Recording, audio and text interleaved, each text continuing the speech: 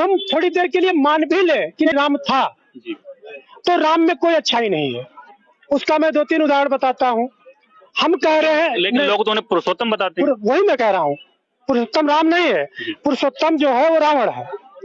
किसी की बहन को अगर छेड़ा जाए, यहाँ इतने लोग करे हैं, अगर किसी की बहन को छेड़ा जाए, कौन ऐसा भाई है कि अपनी छेड़ी हुई बहन का बदला नहीं लेगा? बिल्कुल सही, बताइए। बहुत अच्छा। रावण की बहन को, सुपनखा को राम ने छेड़ा। राम से उसने प्रस्ताव रखती है कि मैं शादी करूंगी। राम मना कर देते हैं कि मैं शादीशुदा हूँ, लक्ष्मण से पूछ लो। लक्ष्मण के पास जाती है। तो मेरा ये सवाल है कि जब एक ही मंडप में एक ही जगह चारों भाइयों की राम की शादी हो गई थी, तो राम ने झूठ क्यों बोला कि राम लक्ष्मण के पास चली जाओ? वो मना कर देते कि नहीं, मेरे चारों भाइयों की शादी हो गई, मैं शादी नहीं करूंगा, बात खत्म हो जाती। झूठ बोला पहली बात। तो झूठा आदमी पुरुषोत्तम नहीं हो सकता है।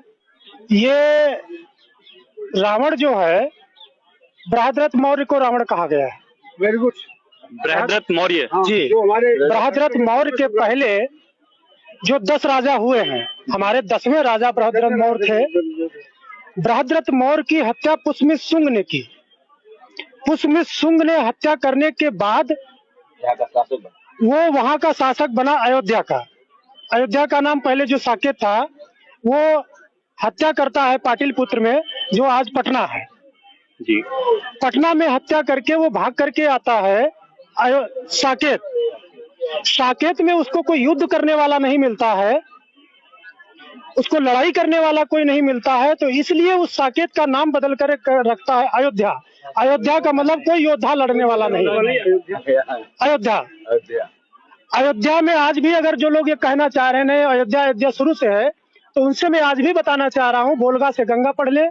दूसरी चीज, आज भी लोग वहां चले जाएं, उस अयोध्या के अंदर फैजाबाद में साकेत विश्वविद्यालय आज भी बना हुआ है। उस अयोध्या में जो नदी बहती है, सरयू नदी बताते हैं जी। क्योंकि मैं सीतापुर का भी रहने वाला, एक घर मेरा सीतापुर भी है। सीतापुर में एक चलहरी घाट पड़ता है। नेपाल से दोनों नदी आई है, घाघरा भी और वो शारदा भी। चलहरी घाट पर दोनों नदियों का मिलान होता है, वो घाघरा बनती है। शारदा उसमें घाघरा में विलय हो जाती है, वो घाघरा बनती है। अयोध्या जाते हैं तो वही घाघरा अयोध्या में सरयू हो जाती है, और सरयू के आगे जाएंगे जब गोरखपुर की तरफ, वही सरयू फिर घाघरा हो जाती है। केवल 4 किलोमीटर में वो केवल सरयू रहती है। सरयू इसलिए रहती है, जब पुष्यमित्र शुंग जब पाटलिपुत्र में हत्या किया, बृहद्रथ मौर्य की हत्या करने के बाद जो शासक बना, शासक बनने के बाद जो हमारे बौद्ध भिक्षु थे, उन बौद्ध भिक्षुओं का वो कत्लेआम करने का आदेश दिया, और उसने रखा कि जो एक बौद्ध भिक्षु का सर लाएगा उसको 100 सोने की मुद्राएं दी जाएंगी। तो बड़े पैमाने पर लोग सर कटने लगे, तो सर की डालने की समस्या हो गई, तो बगल में जो घाघरा बहती, तो जो काट के सर लाए जाते थे, गिनती होती थी, गिनती होने के बाद सारे सर वहां बहा दिए जाते थे। जहाँ सर नहीं, घाघरा में बहा दिए जाते थे। जहां से वो खून बहते हुए गया हमारे बौद्ध भिक्षुओं का, जहां जहां तक खून बहते गया वही सरयू। सरयू का मतलब सर कलम किया, उयो उसमें डाला, सरयू, उसको कहा गया सरयू। तो जो राम है, उसी के दरबार में जो कवि था वाल्मीकि, तो उस वाल्मीकि ने ही उस पुष्यमित्र शुंग को सामने रख करके राम का पात्र डाला। जिसे आप पिक्चर देखते हैं, पिक्चर में असली हीरो कौन है? अमिताभ बच्चन है, धर्मेंद्र है, लेकिन वही शोले में जया वीरू हो जाता है। असली कौन है? अमिताभ बच्चन और धर्मेंद्र है ना। तो ऐसे असली जो है वो पुष्यमित्र शुंग है रामायण में। ये तो आपकी एक अलग ही बात हो गई। राम ने एक राम सेतु वो बनाया, पुल बनाया था, पत्थर पर राम लिखने से। बात पूरी होने जी बताइए। कुछ लोग कहेंगे नहीं, गलत कह रहे हो। जो वाल्मीकि ने जो रामायण लिखी है जी, उस रामायण में सारा सब कुछ पढ़ने के बाद पता चला है कि बुद्ध को गाली दी गई। रामायण में पढ़ेंगे तो बुद्ध को एक श्लोक में गाली दी गई। तो इससे सिद्ध होता है कि बुद्ध पहले के हैं, और वो वाल्मीकि बहुत गुस्से में आकर के बुद्ध को गाली कहता है, चोर कहता है, नास्तिक कहता है, धर्म विरोधी कहता है। तो इसका मतलब है बुद्ध के बाद ही ये पुष्यमित्र शुंग हुआ, और पुष्यमित्र शुंग को ही राम कहा गया।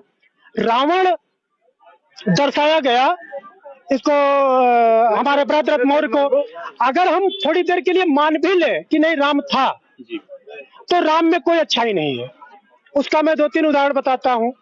हम कह रहे हैं, लेकिन लोग तो उन्हें पुरुषोत्तम बताते हैं। वही मैं कह रहा हूँ, पुरुषोत्तम राम नहीं है, पुरुषोत्तम जो है वो रावण है। किसी की बहन को अगर छेड़ा जाए, यहाँ इतने लोग करे हैं, अगर किसी की बहन को छेड़ा जाए, कौन ऐसा भाई है कि अपनी छेड़ी हुई बहन का बदला नहीं लेगा? बिल्कुल सही, बताइए। बहुत अच्छा। रावण की बहन को, सुपनखा को राम ने छेड़ा। राम से उसने प्रस्ताव रखती है कि मैं शादी करूंगी। राम मना कर देते हैं कि मैं शादीशुदा हूँ, लक्ष्मण से पूछ लो। लक्ष्मण के पास जाती है।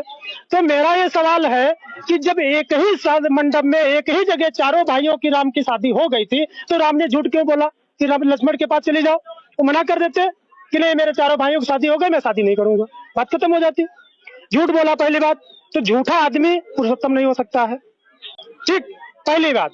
दूसरी बात, सीता जो है वो सीता अगर मान ले रावण ले गया, तो रावण नहीं ले गया, सीता खुद चल के गई रावण के पास। क्यों? ये तो अजीब बात हो गई। बिल्कुल अजीब बात है। रामायण को पढ़िए, उसी धनुष जो स्वयंवर जो रचा गया, जो जनक ने बुलाया था स्वयंवर, उस स्वयंवर में देश विदेश के सभी राजा आए थे, रावण भी गए थे। तो रावण उस स्वयंवर में शर्त थी, जो धनुष को उठाएगा, उसकी डोरी खींचेगा, उसके साथ सीता का विवाह होगा। कोई भी राजा उस धनुष को उठा नहीं पाया, रावण भी नहीं उठा पाया था। ठीक है, तो रावण भी नहीं उठा पाया था, तो उसमें एक दोहा मुझे याद नहीं है, दोहा है कि 10,000 राजा एक साथ उठाए थे। भूप सहस्र दस एक ही बारा, लगे उठावन तारे न डारा। हाँ, मतलब 10,000 राजा उठाए थे उसको जी। तो मेरा ये सवाल है, 10,000 लोगों को खड़ा करिए, एक आदमी को लगभग 1.5-2 फीट जमीन चाहिए है।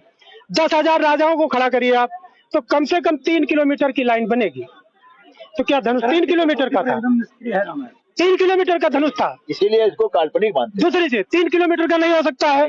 हम थोड़ा छोटा कर ले, 5,000 उधर से खड़े कर ले, 5,000 इधर खड़ा है, तब भी 1.5 किलोमीटर का बनता है। हम थोड़ी और कल्पना करें, मान लो 10,000 राजा उठा लेते, मान लो थोड़ी देर कल्पना करें, 10,000 राजा उठा लेते, सीता की शादी किसके साथ होती? हमें बताओ, सीता की शादी किसके साथ होती? ठीक, चलो नहीं उठा पाया, कोई बात नहीं। तो मेरा ये सवाल है, सीता रावण को कैसे उठा लेगा? आपका सवाल है सीता रावण को। तो मेरा ये कहना है कि जिस धनुष को 10,000 राजा नहीं उठा पाए, उस धनुष को अकेले सीता उठा लेती थी। जिस धनुष को रावण नहीं उठा पाया, उस धनुष को अकेले सीता उठा लेती। लेकिन वो सीता माता थी ना, उन्हें वरदान था, उनके अंदर शक्ति थी। तो रावण कमजोर हो गया। भाई साहब, सवाल पूरा हो जाने दीजिए। जो रावण जो कमजोर था, सीता बलशाली थी, तो बलशाली को रावण कमजोर रावण उठा कैसे ले गया? हम कह रहे आज आजमा लो, कोई महिला ताकतवर हो, किसी छेड़ को दिखाए कोई आदमी, अगर कमजोर पुरुष है छेड़ सकता है? ताकतवर महिला, बहुत सी ऐसी महिला मैंने घटना देखी, अपने पति को मारती जो कमजोर है। ठीक है, तो मेरा कहने मतलब कमजोर रावण वो जो बलशाली सीता को उठा कैसे ले गया? मेरा सवाल ये है। तो नहीं उठा सकता ना, काल्पनिक रचा गया है। कई चीजें, दूसरी चीज है ये जो विजयदशमी का उठा लेगा रावण का। और चरित्र विजयदशमी क्यों मनाई जाती है? रावण का चरित्र और सुनिए। सीता को ले गया, अगर मान ले उनके कहने सीता को ले गया, सकुशल अशोक वाटिका में रखा, उसने जेल में नहीं रखा, अशोक वाटिका में रखा और सम्मान पूर्वक रखा कि उंगली नहीं लगाई। सीता जब वापस आई तो राम को संदेह हुआ। राम को संदेह इस बात का हुआ कि इनका जो है चरित्र भंग हो गया है। सीता सुंदर महिला है, तो सुंदर महिला को देख करके रावण रह नहीं पाया होगा, इसके साथ जरूर व्यभिचार किया होगा। तो राम ने कहा कि अग्नि परीक्षा दो, अगर अग्नि परीक्षा में पास हो जाती है तो इसका मतलब ये है कि आप सही हो। अग्नि परीक्षा लिया, अग्नि परीक्षा में राम जो है सीता पास हो जाती है, सकुशल आग से निकलती है, तो इसका मतलब है रावण ने कोई गलत काम उसके साथ नहीं किया। मेरा इसके और कहना मतलब है, राम ने सीता का तो अग्नि परीक्षा ले लिया, राम ने अपनी अग्नि परीक्षा क्यों नहीं दी? क्योंकि अगर 14 साल राम से अगर सीता 14 साल दूर रही, अलग रही है, तो राम भी तो अपनी पत्नी से 14 साल दूर रहे हैं, तो राम को भी तो अपने चरित्र की प्रमाण देना चाहिए था कि मैं भी शुद्ध हूँ। जबकि ये बताता है, रजनीश ओशो का कथन है, अपने भाषण में कहते हैं रजनीश ओशो कि राम अगर अपनी अग्नि परीक्षा देते तो राम जरूर जल जाते। क्योंकि उनको सबरी से प्रेम था। रामायण जो है, क्योंकि कोई भी झूठा, और वो सबरी जो है जंगल की उस समय सुंदरतम स्त्री थी। ये मेरा नहीं है, ये रजनीश ओशो का है। रजनीश ओशो का राम, उसमें सबरी जो है जंगल की सुंदरतम स्त्री थी। सुंदरतम स्त्री जो है उससे प्यार था, और कोई झूठा प्यार में ही खाता है। ठीक है, तो वो अगर राम देते तो जरूर फेल हो जाते। तो उसने रावण जो ले गया अपने जंगल, उसमें रखा सुंदरतम वाटिका में, जिसका मतलब है राम सीता के साथ ले तो जरूर गया, लेकिन कोई अभद्र व्यवहार नहीं किया। अगर किसी महिला को चरित्र के बारे में सीखना है, सम्मान करने वाले में सीखना है, तो वो रावण से सीखना चाहिए। रावण ने कभी अभद्र व्यवहार नहीं किया। ललाई सिंह यादव ने हाई कोर्ट और सुप्रीम कोर्ट से जीत करके सिद्ध कर दिया कि रामायण काल्पनिक है। जिसको सच्ची रामायण पढ़ लेना चाहिए सभी लोगों को। और उन्होंने जीत करके हाई कोर्ट सुप्रीम कोर्ट से कहा कि रामायण जो है वो काल्पनिक है, राम जो है काल्पनिक है। जिस सुप्रीम कोर्ट ने रामायण और राम के विरोध में फैसला दिया, वही सुप्रीम कोर्ट राम मंदिर बनाने के लिए फैसला दे रहा है। फिर सत्ता खेल नहीं क्या है भाई, ये क्या है? ठीक है, तो ये सारा काल्पनिक है। बात है विजयादशमी की। विजयादशमी हमारा कलिंग से जुड़ा हुआ है। अशोक सम्राट ने जो लड़ाई लड़ी थी विजयादशमी के, वो विजय पताका किया था, और उसी की खुशी में हम लोग विजयादशमी मनाते हैं। और इसी विजयादशमी को डॉक्टर बाबा साहब अम्बेडकर 1956 में 14 अक्टूबर 1956 को बौद्ध धर्म को अपनाया था। क्योंकि उस साल जो है वो 14 अक्टूबर को नहीं अपनाए थे, वो विजयादशमी को अपनाया था, क्योंकि उस साल विजयादशमी 14 अक्टूबर को पड़ी थी। बाबा साहब ने ये कहा, बाबा साहब संविधान लिखने के बाद में वो फ्री हो गए थे, किसी भी महीने में वो किसी भी साल मना सकते थे, वो धर्म ग्रहण कर सकते थे, लेकिन इसलिए वो 56 में ही किया, क्योंकि 1956 में विजयादशमी को 2500 वर्ष पूरा हो रहे थे। उस 2500 वर्ष पूरे होने पर उन्होंने बौद्ध धर्म को ग्रहण किया। और उन्होंने, बाबा साहब अम्बेडकर ने कहा कि हमारे लोग जो मूल विरासत से, मूल भारतीय धर्म से जो अलग हो गए हैं, जो अलग कर दिए गए हैं, उनको हमको इस विरासत से जोड़ना है। तो विजयादशमी का यही एक मात्र संक्षेप में इतिहास है कि विजयादशमी जो है वो हमारे अशोक सम्राट की जीत के त्योहार है, हमारी जीत का जश्न पर्व है। उनका जो दशहरा है वो विजयादशमी नहीं बताते, वो दशहरा बताते हैं।